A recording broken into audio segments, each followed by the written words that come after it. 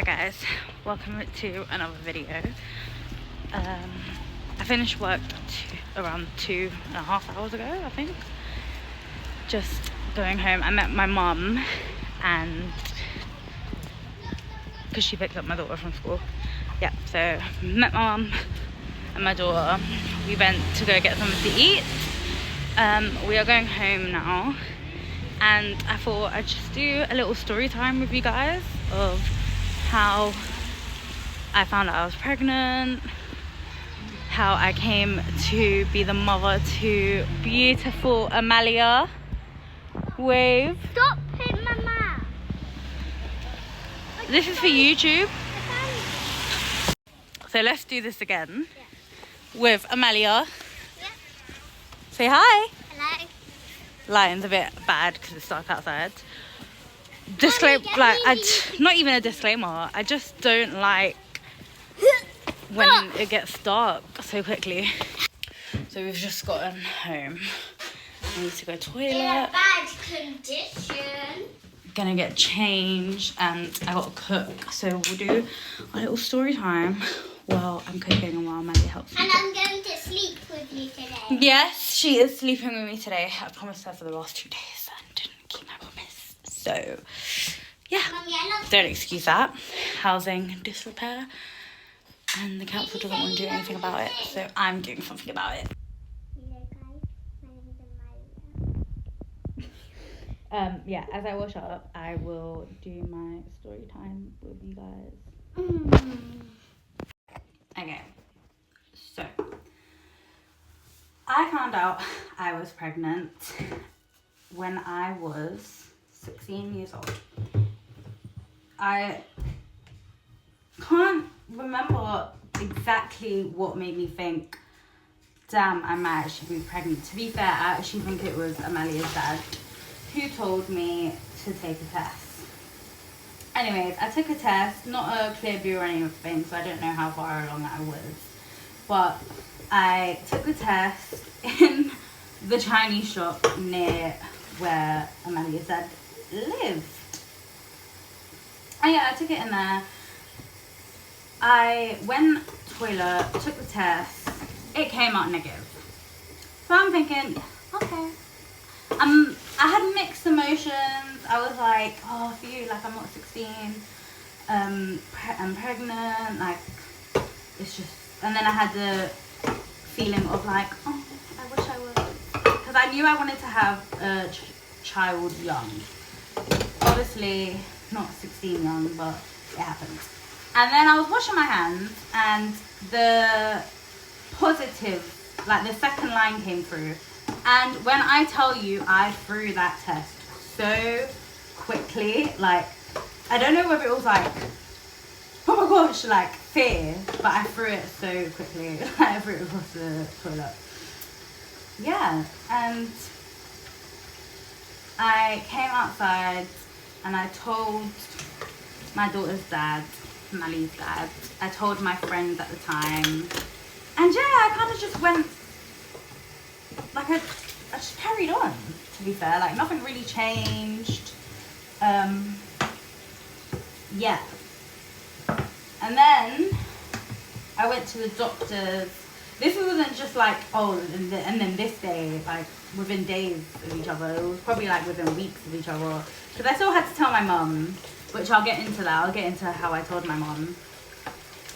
But yeah, weeks flew by, told my mum, and then went to the doctors and found out I was 6 weeks gone.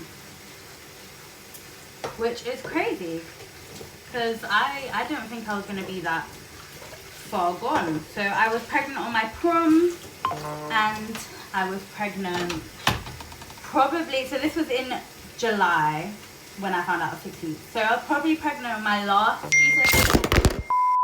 Hey guys, sorry. My phone actually dropped, and then I thought, let me just finish washing up and then continue the video. Yeah, so found out I was 6 weeks pregnant, and then that's when reality hit somewhat. It wasn't until I had my scan that I realised, okay, 16 and pregnant, we're doing it. And then came telling my mum, telling my sister, which didn't go down so well. But let's get into that.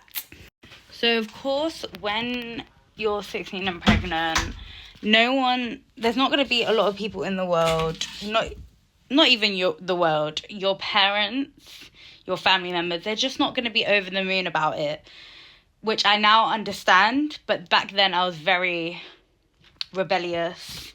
So told my mum actually while she was on her lunch break, I think. I wasn't intending to do that. I was intending to tell her face to face, but she guessed it. So I said, yeah. And then she had to go back to work. I can't remember if I told my sister or my mum did, but my sister found out. Not too fond of the idea. Me and my sister did have a lot of problems throughout my pregnancy, but after I gave birth, I have to say, me and my sister's relationship, it was never besties and everything, but since having my daughter Amalia, it has been better. I would like to say our relationship is actually pretty good. Chicken with my chicken. Yeah, so relationship with my mom and my sister was not good. I was spending a lot of time with my daughter's dad because of it, or at my daughter's godmum's house. Shout out Shanice, shout out Danielle. They took me in. They were lovely. And yeah, that was the beginning of my pregnancy. But it's understandable. Like, if Amalia came to me and told me at 16 that she was going to have a baby and there's nothing I could say about it that would make her change her mind, I'd be a bit pissed off as well. Like, no, please, I don't want this for you. Obviously I'd be supportive, but no, I do not want that for Amalia. She knows this. She will know this. Sorry guys, my phone was dying, so I thought, let me put it on charge. So being 16 and pregnant was isolating in its own ways. But I think the friends that I lost while I was pregnant was the worst part. Because I loved being pregnant. I love the idea that I'm going to have my daughter soon. Like, I'm going to have someone that relies on me. Someone that's going to give me love for the rest of my life. That sounds a bit depressing. Okay. But I think watching my friends live their lives and me live a totally completely different life was isolating, was the most isolating part. I acted like it didn't bother me, especially when, like, my family would say, you're not gonna be able to do this, you're not gonna be able to do that, like, look, you're not able to do this, you're not able to do that. I was like, I don't care, like, I don't care. I did care because, like, I thought these people were my friends for life and everything. But yeah, that was the isolating part. But I loved waiting. Like, I loved the future, like, not the present. I didn't really dwell about my pregnancy much. Like, I didn't take pictures. I didn't take videos of her moving. I think I took one picture and maybe like 2 videos of her moving in my tummy and everything, which I regret deeply. Like, I honestly regret that, because I was thinking about the future. I was thinking about the future a lot, like, oh, my little mini-me, blah, blah. She wasn't my mini-me at the beginning. She was very much, I don't know. Sometimes I thought, is this really my child? But now we're getting there. But yeah. So that was being pregnant at 16. Then came labor and childbirth. Now, I didn't think about that my whole pregnancy. I didn't think, oh, my labor, oh, scary. I didn't think that, which I should have, because it would have prepared me a bit more. I'm going to try remember as much as I can about my labor. Shanice, my daughter's godmother, could tell you every detail of my labor and my childbirth. She was there. but I'll try to remember parts, like important parts of my labour and childbirth. But yeah, let's go on to that. So I gave birth to Amalia, my daughter, at the age of 17. My birthday is the 28th of February and she came on the 24th of March. So by then I was 17. Now, as I mentioned, it's a bit of a brain fog when it comes to my labour and my childhood. Stop. My childbirth. So I went into labour literally bang on midnight on my due date, 24th of March. I think 3 days before that I was up and about. Maybe even the day before I was up and about. Insert picture 3 days before I gave birth here. That's how big I was.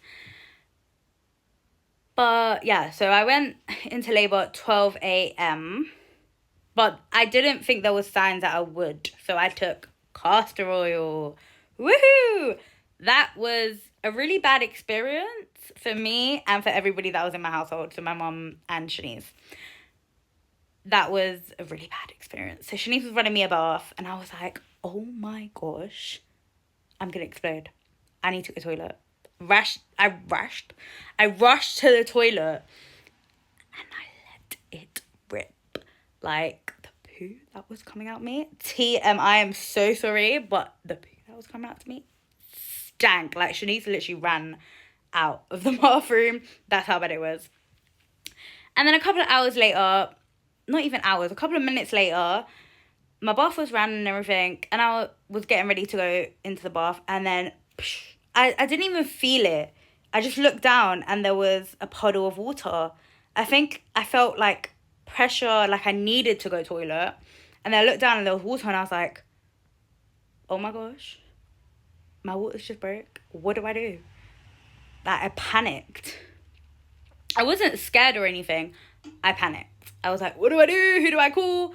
I called my daughter's cousin. Yeah, I called my daughter's cousin and I was like, my water's just broke. She was like, did you call the midwife? And I was like, no, I called you. You were the first person I called. So I called the midwife. They said to come in because my waters had broke. And then I called Amalia's dad. Yep, I called Amalia's dad last. So en route to the hospital, the contractions weren't that bad. I can't really remember the pain of it at that point. When I got there, I wasn't dilated. So they were like, you can walk up and down the stairs or you can go home because you haven't dilated yet. And I was like, I'm going home. Like, there's no way I'm staying here walking up and downstairs. So I went home. Me, Shanice, my daughter's dad, I don't think my mum came with me. I can't remember. Shanice, if you watch this, let me know if my mum came with me the first time. Let them know. Anyways, so I've gone home. I actually slept. So I slept for a bit and then I woke up and I was in excruciating pain. I was like, I don't like this. So I was rolling on this exercise ball, I think you call it. I was rolling on that, called my midwife. I couldn't talk to the midwife, so my mom had to. They were like, can we speak to her? I was timing my contractions. They were very close, not very close apart. They're like, okay, come in, because I couldn't talk. I came in, they examined me, and I was 2 or 4 centimeters dilated, one of those.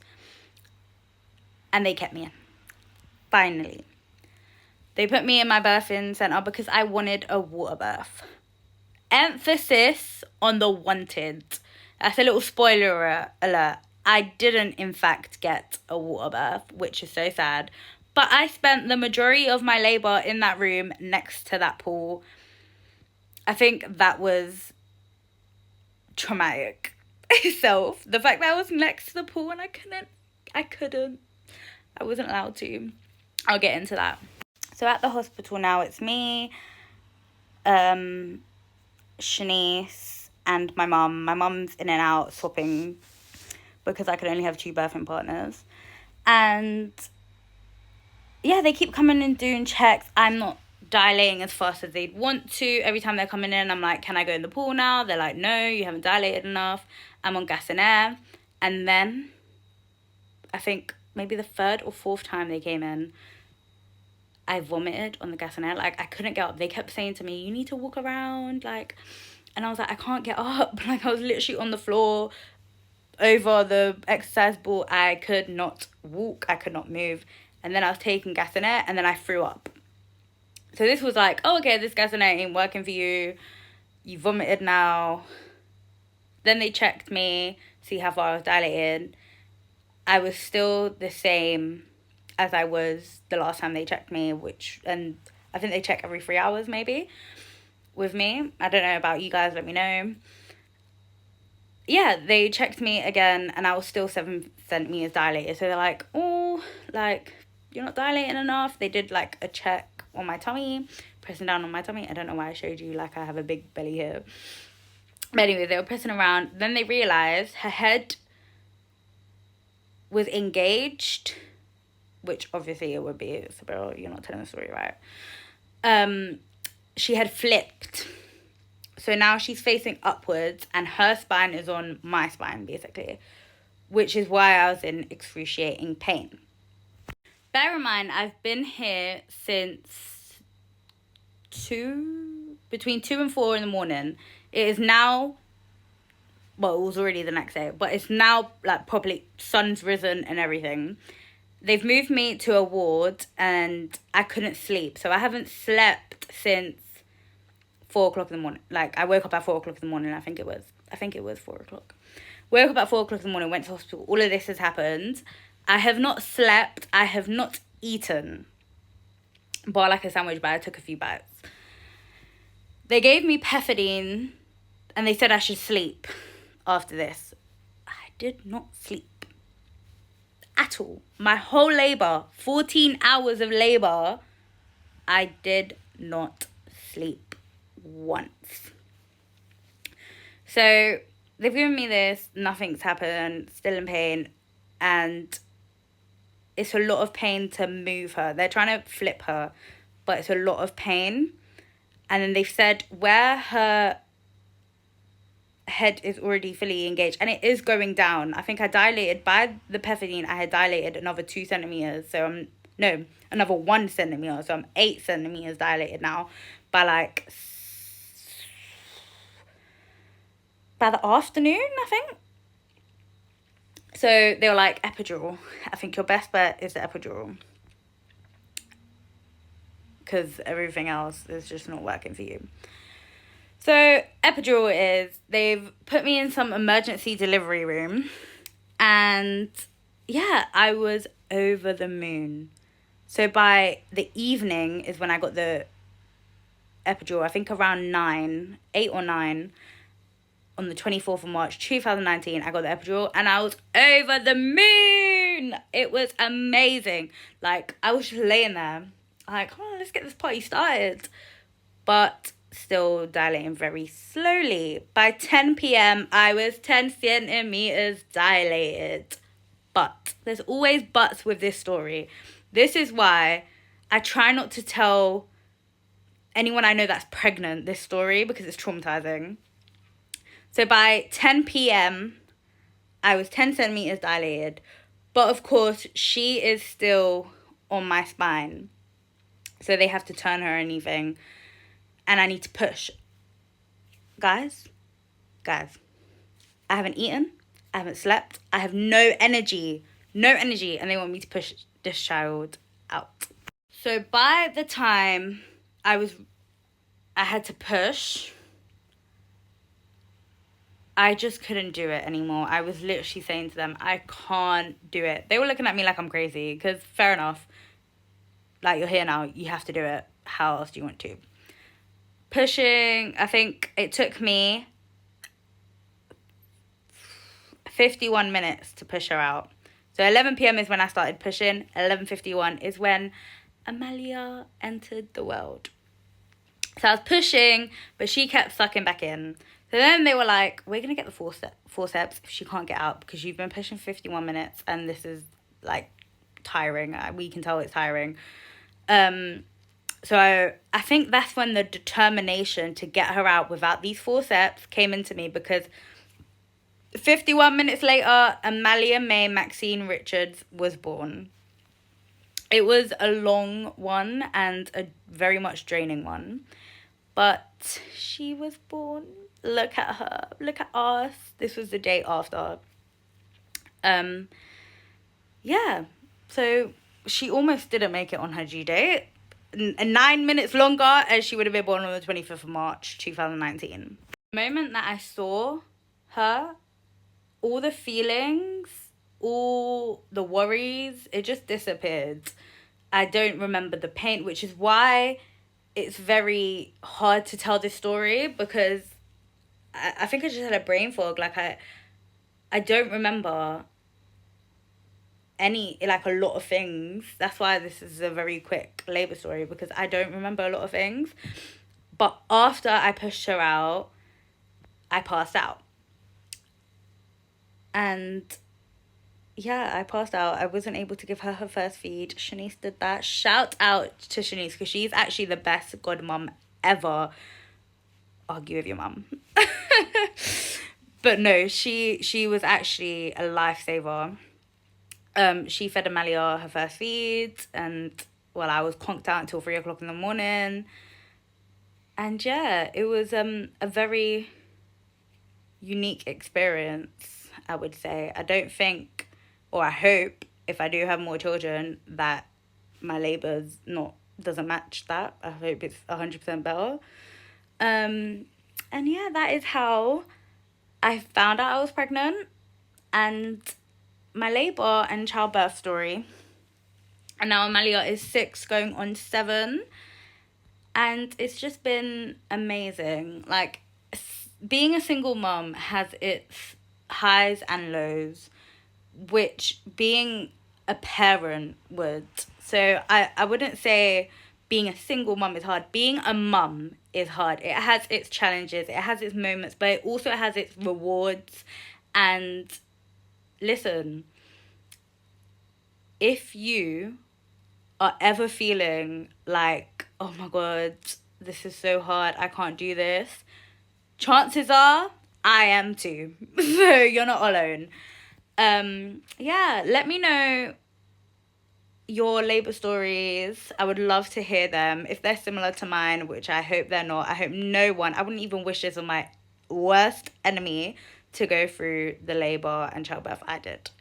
I think more because it was exhausting. But guys, that's it from me. I need to get up and cook now. I just wanted to do a quick little video for you guys.